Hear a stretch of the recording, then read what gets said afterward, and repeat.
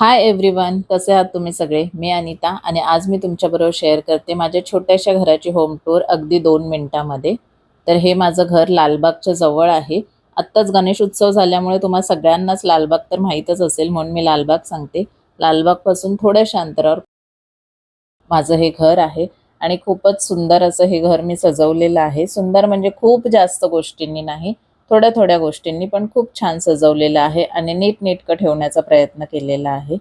तर छोटासा हॉल आहे आणि हॉलमध्ये या सगळ्या गोष्टी आहेत, ज्या एका मराठी फॅमिलीला लागतात अशा छोट्या-छोट्या गोष्टी सगळीकडेच ठेवलेल्या आहेत. त्याचबरोबर आपल्याकडे सामान जास्त असतं त्यामुळे स्टोरेज पण आहे आणि इथे ज्या रोजच्या वापरातल्या गोष्टी असतात त्या आधी समोरच ठेवलेल्या आहेत. आणि हा माझा एकदम छोटासा प्रयत्न आहे घराला एक चांगला लुक देण्याचा आणि चांगले पॉझिटिव्ह थॉट्स घरात असावेत म्हणून मी हे काही कोट्स लावलेले आहेत जे हॉलमध्ये एंट्री केल्यानंतर समोरच आहेत.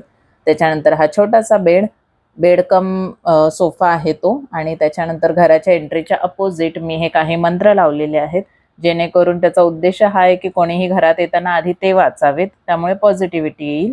आणि त्याच्यानंतर हे माझं छोटंसं किचन जे अगदीच सिंपल आहे आणि खूपच फक्त गरजेच्याच वस्तूंनी मी भरलेलं आहे ते.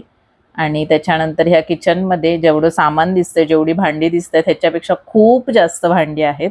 जसं की प्रत्येक मराठी फॅमिलीकडे असतातच, ती सगळी मी स्टोरेजमध्ये पॅक करून ठेवलेली आहेत. गरजेपुरतंच सामान वरती ठेवतो आपण.